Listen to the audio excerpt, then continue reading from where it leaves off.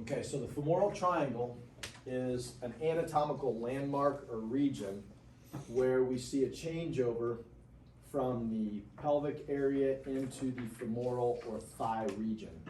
It is this pocket right here, and we're going to outline it, but it's between this pelvic area with this inguinal ligament, the medial compartment or adductor compartment of the thigh, and the anterior thigh.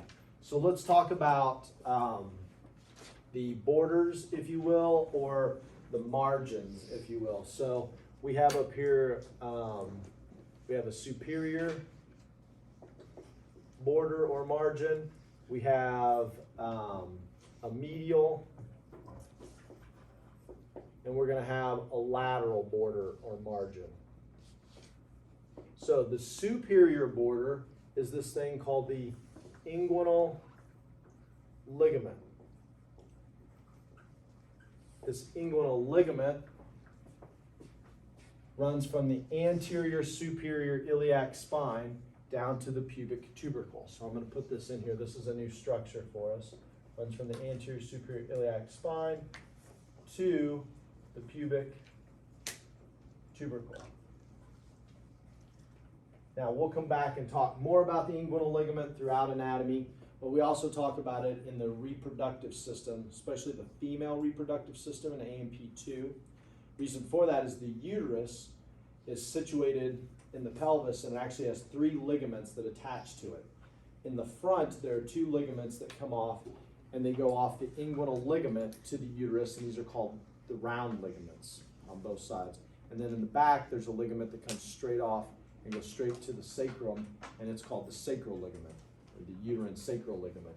And so during pregnancy, when the uterus inflates up full of fluid and baby and placenta, anytime the baby shifts, it shifts that uterus around. That literally is kind of like a hot air balloon pulling.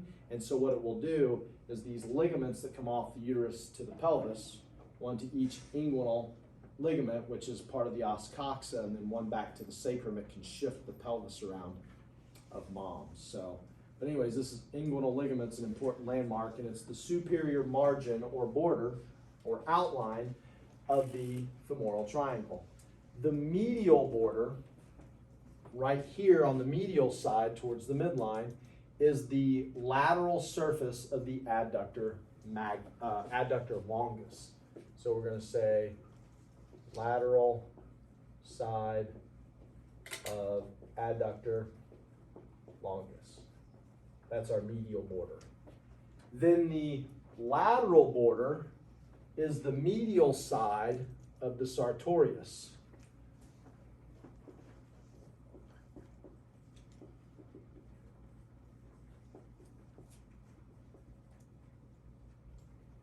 Okay, so write those down and let's outline this real quick.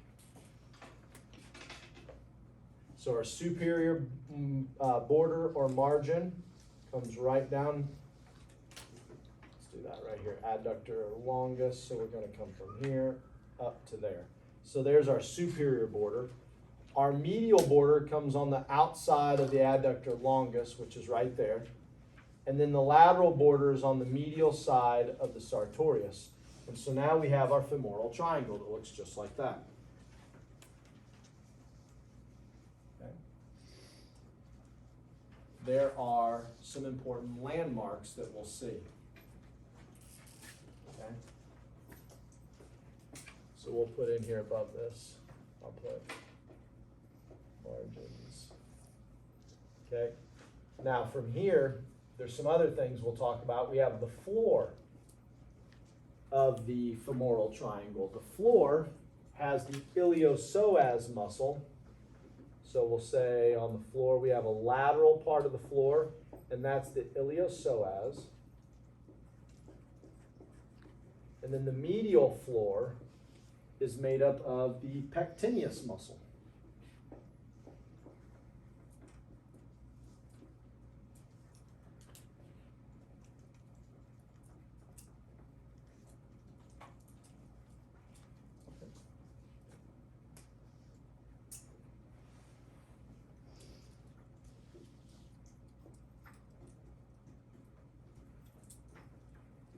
And now we need to talk about the contents of the femoral triangle.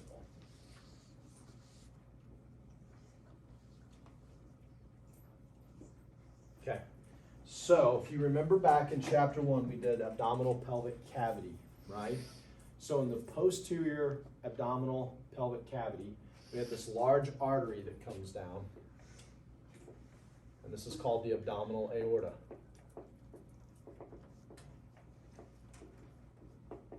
Now, remember, it will split or bifurcate, and it creates these two common arteries called the iliac arteries, right? So here, we'll label this, we'll call this common iliac artery.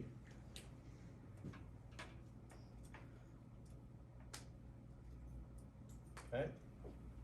Now, the common iliac artery, I'm just going to draw this one over here on this side for this.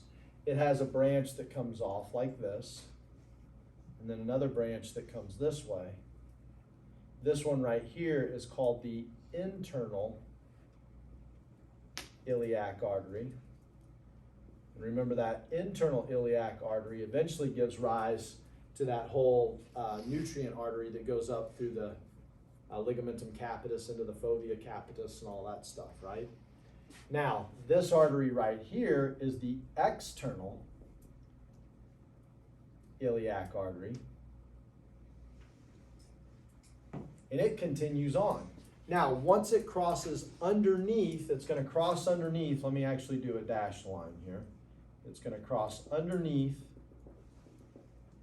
the inguinal ligament and come out here.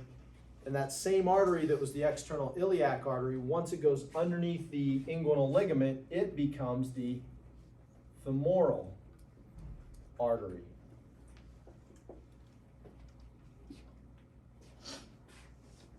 Okay? So part of the contents of the femoral triangle is the femoral artery.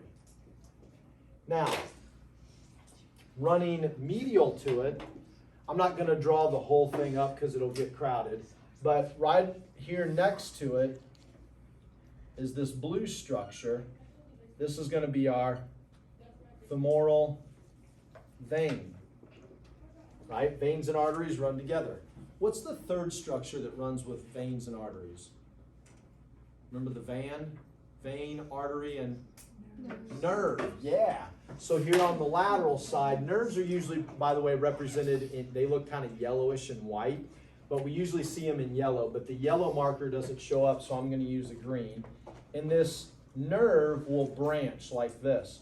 So we're going to call this the femoral nerve.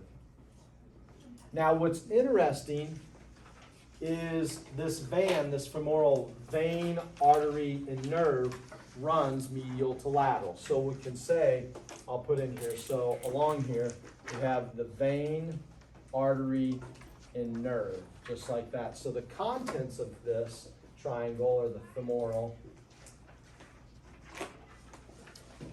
vein, artery, and nerve. Now from here, this runs medial to lateral. Okay? And that's what we'll see.